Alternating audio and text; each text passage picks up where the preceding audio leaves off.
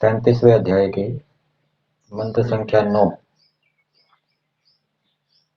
के ऊपर जो महर्षि दयानंद कृत वेद भाष्य है उसके ऊपर विचार करेंगे। मंत्र है अश्वस्य त्वा वृष्णः शक्ना धूपयामि देव यजने पृथिव्याः मखाय त्वा मखस्य त्वा शीर्ष्णे। अश्वस्य त्वा वृष्णः शक्ना धूपयामि देव यजने पृथिव्याः मखाय त्वा मखस्य त्वा शीर्ष्णे। अश्वस्य त्वा वृष्णः शक्ना धूपयामि देव यजने पृथिव्याः मखाय त्वा मखस्य त्वा शीर्ष्णे। मखाय त्वा मखस्य त्वा शीर्ष्णे। मखाय त्वा मखस्य त्वा शीर्ष्णे। मखाय त्वा मखस्य त्वा शीर्ष्णे। इस मंत्र का देवता है विद्वान और इस मंत्र की भूमिका में दिया है कौन मनुष्य सुखी होते हैं। ईश्वर हमेशा सुखी रहता है, प्रसन्न रहता है, हर्षित रहता है और परमेश्वर चाहता है कि संसार के अंदर भी सभी प्राणी सुखी रहें, मनुष्य भी सुखी रहें। तो कैसे मनुष्य सुखी हो सकते हैं उसका उपाय इस मंत्र के अंदर बताया गया है। तो इस मंत्र के भावार्थ में दिया है जो मनुष्य रोग आदि क्लेश की निवृत्ति के लिए अग्नि आदि पदार्थों का संप्रयोग करते हैं वे सुखी होते हैं। तो ईश्वर ने इस सृष्टि के अंदर अनेक पदार्थ बनाए हैं, अग्नि है, विद्युत है, वायु है, अनेक पशु पक्षी बनाए हैं। तो जो मनुष्य इनका ठीक ठीक उपयोग लेते हैं, किसके लिए? अपनी रोगों को दूर करने के लिए, भूख प्यास को मिटाने के लिए, बाधाओं प्रतिकूलताओं को दूर करने के लिए। बहुत सर्दी है, बहुत गर्मी है, भूकंप आ रहा है, आंधी तूफान आ रहे हैं, उनसे बचने के लिए, दूर स्थान पर शीघ्र हम जाना चाहते हैं, शीघ्र नहीं जा पा रहे, ये भी क्लेश है। तो दूसरे स्थानों पर शीघ्रता से जाने के लिए परमेश्वर कह रहे हैं कि मैंने जो जो जड़ चेतन पदार्थ बनाए हैं उनके गुण कर्मों को जानकर ठीक ठीक उपयोग करके आप अपने रोगों को, क्लेशों को, बाधाओं को, प्रतिकूलताओं को, समस्याओं को दूर करो और सुखी हो। इस मंत्र के अंदर कुछ पदार्थों के उदाहरण दिए हैं और इसके माध्यम से और सभी पदार्थों का ग्रहण समझ लेना चाहिए। ये उपलक्षण के रूप में है, उदाहरण के रूप में। मंत्र के पदार्थ को देखते हैं हम। पृष्ठ संख्या 245 पे है। पदार्थ में दिया है हे मनुष्य, जैसे मैं पृथिव्या अंतरिक्ष के देव यजने विद्वानों के यज्ञ स्थल में, पृथ्वी को भी यज्ञ स्थल बताया जाता है और यहाँ अंतरिक्ष को भी यज्ञ स्थल बताया गया है। जो हम यज्ञ के मंत्र बोलते हैं वहाँ पर पृथ्वी देव यजनी, उसके पृष्ठ भाग पर हम ये अग्नि का आधान करते हैं। वहाँ पर पृथ्वी को देव यजन कहा गया है जिसमें कि विद्वान लोग यज्ञ करते हैं। अंतरिक्ष भी यजन का स्थान है। तो पृथ्वी का अर्थ किया है अंतरिक्ष। अंतरिक्ष के देव यजने विद्वानों के यज्ञ स्थल में वृष्णः बलवान, अश्वस्य अग्नि आदि के। यहाँ पर मंत्र के अंदर अश्व शब्द आया है और अश्व का अर्थ किया है अग्नि। वैसे अश्व का अर्थ घोड़ा किया जाता है। अग्नि भी अनेक पदार्थों के अंदर व्याप्त है। अशुंग व्याप्तौ धातु है, उससे ये अश्व शब्द बनता है। तो अग्नि अनेक पदार्थों के अंदर व्याप्त है। अनेक पदार्थ हैं जो रूप गुण वाले हैं। तो जिन जिन पदार्थों के अंदर रूप गुण है उन सब के अंदर क्या है? अग्नि है। इस कारण से उसको अश्व कहा जाता है। तो बलवान अश्वस्य अग्नि आदि के, शक्ना दुर्गंध के निवारण में समर्थ, धूम आदि से त्वा तुझको, मखाए वायु की शुद्धि करने के लिए,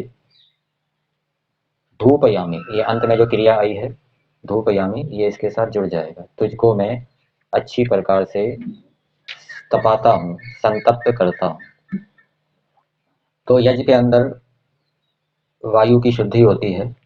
मंत्र में यज्ञ के लिए मख शब्द आया है और मख का अर्थ किया है वायु की शुद्धि करना। तो वायु की शुद्धि करना भी यज्ञ है, वायु की शुद्धि करना भी मख है, वायु की शुद्धि करने से अनेक दोषों का निवारण होता है। इसी प्रकार से पिछले मंत्र के अंदर ब्रह्मचर्य आश्रम को भी मख कहा था। ब्रह्मचर्य आश्रम में रहना भी यज्ञ है, क्योंकि उसके माध्यम से मनुष्य के अनेक दोष दूर होते हैं और उसके अंदर उत्तम उत्तम गुणों की प्राप्ति होती है। इसी प्रकार से पिछले मंत्र में गृहस्थ आश्रम को भी मख कहा था। तो जो गृहस्थ आश्रम में रहते हुए गृहस्थ आश्रम के जो कर्तव्य कर्म हैं, धर्म हैं, पंचमहायज्ञ आदि, उनका ठीक प्रकार से पालन करता है तो उससे उसके जो दोष हैं वो दूर होते हैं और दोषों के दूर होने से वो अपने लक्ष्य की ओर बढ़ता है। यहाँ पर वायु को शुद्ध करना मख कहा है, यज्ञ कहा है। उससे वायु जल आदि के जो दोष हैं वो दूर होते हैं। तो उस यज्ञ के लिए क्या करें? बलवान अग्नि के धुएं से। ये जो अगरबत्ती या धूप आदि में उससे भी धुआं होता है, लेकिन वो जो धुआं है वो दुर्गंध के निवारण में समर्थ नहीं होता, क्योंकि उसकी अग्नि क्या है? बलवान नहीं होती। और हवन कुंड के अंदर जो अग्नि होती है वो बलवान होती है। उसके अंदर ये सामर्थ्य होता है कि वो दुर्गंध के परमाणुओं को छिन्न भिन्न कर दे, नष्ट कर दे। इसलिए यहाँ लिखा है वृष्णः अश्वस्य, बलवान अग्नि के दुर्गंध के निवारण में समर्थ धूम आदि से ये मनुष्यों तुम वायु की शुद्धि करो। तो परमेश्वर कह रहे हैं कि मैंने अग्नि नामक पदार्थ आपको दिया है बनाकर, इसको आप अच्छी प्रकार से प्रज्वलित करो और उसको प्रज्वलित करके उसके अंदर अनेक पदार्थों को डालकर वायु की दुर्गंधी को दूर करके रोगों को, दुखों को दूर करो। ये एक उदाहरण दिया है। फिर आगे दिया है त्वा तुझको मत्स्य शोधक पुरुष के शीर्ष में शिर रोग की निवृत्ति के अर्थ तुझको धूपयामी, सम्यक तपाता हूँ।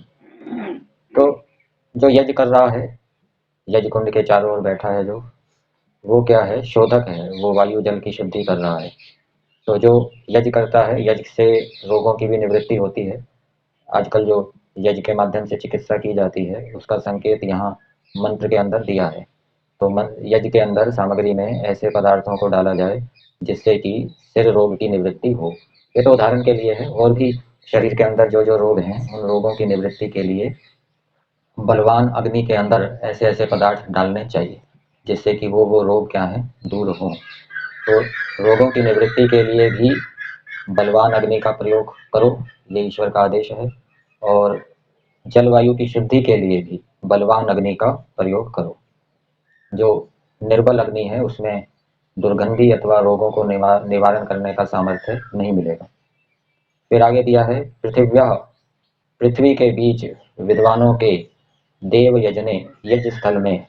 यहाँ पृथिव्या का अर्थ पृथ्वी किया है, ऊपर पृथिव्या का अर्थ अंतरिक्ष किया था।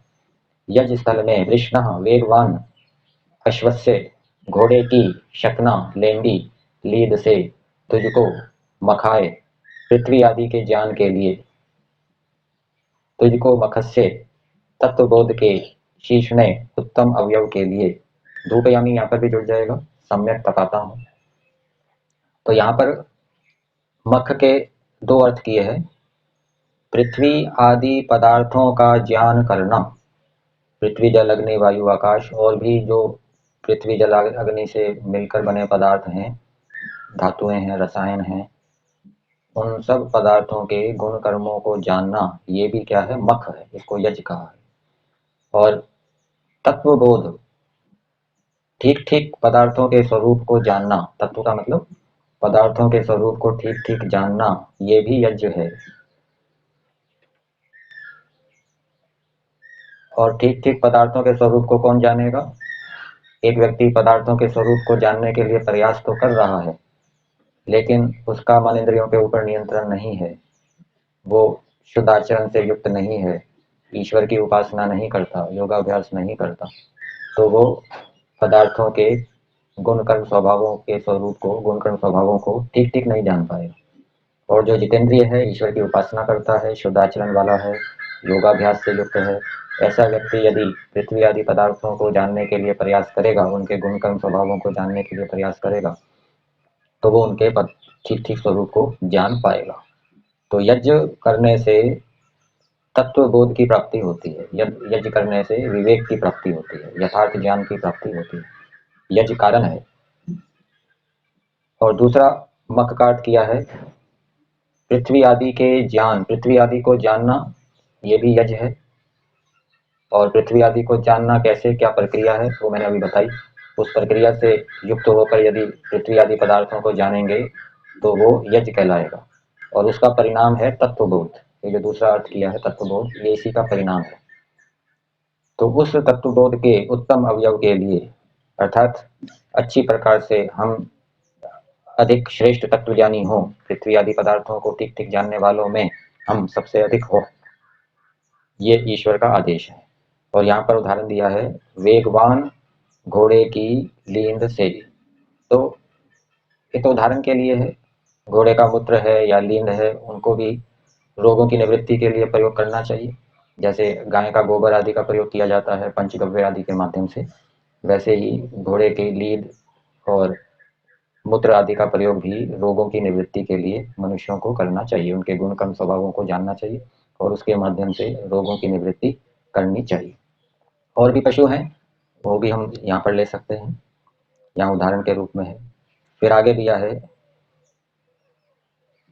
मखाए यज्ञ सिद्धि के लिए त्वा तुझको, मखस्य यज्ञ के शीर्ष ने उत्तम अवयव की सिद्धि के लिए। तो घोड़े का संबंध है। घोड़े का उपयोग बड़े बड़े याग में भी किया जाता है, जैसे अश्वमेध याग है, उसमें घोड़े का उपयोग किया जाता है।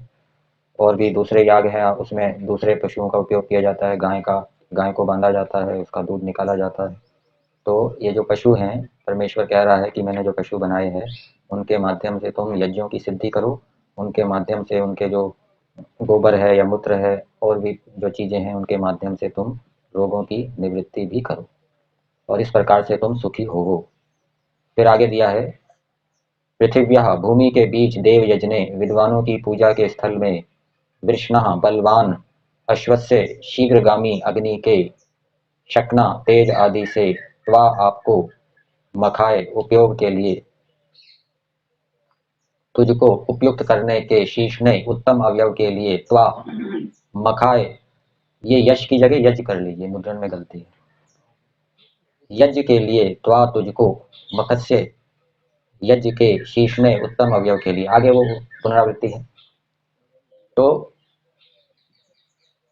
घोड़े के माध्यम से यहाँ दिया है शीघ्रगामी अग्नि। तो अग्नि को शीघ्रगामी कहा है, वो तेजी से शीघ्रता से दूसरे स्थान पर पहुंचाने वाली है। ये विशेषता अग्नि की परमेश्वर ने इस मंत्र के माध्यम से बताई है। और इस विशेषता का उपयोग करते हुए मनुष्यों को प्रेरणा है कि वो इस शीघ्रगामी, जो कि शीघ्रता से दूसरे स्थान पर पहुंचाने वाली है, ऐसी अग्नि का उपयोग करके यानों को बनाओ और यानों के माध्यम से दूसरे स्थानों पर शीघ्रता से पहुंचकर अपने कार्यों को सिद्ध करके सुखी हो। तो ये कुछ उदाहरण दिए हैं जिसके माध्यम से मनुष्य सुखी हो सकते हैं। और भी सृष्टिस्थ पदार्थों के गुण कर्मों को जानकर मनुष्य क्या है, सुखी रहें, अपनी बाधाओं, प्रतिकूलताओं को, रोगों को, क्लेशों को दूर करें। ये परमेश्वर का संदेश है मनुष्यों के लिए। और यहाँ पर कुछ पंक्तियों की, कुछ शब्दों की आवृत्ति की गई है। तो इसके विषय में भावार्थ में बताया है, इस मंत्र में पुनरुक्ति अधिकता जताने के अर्थ है।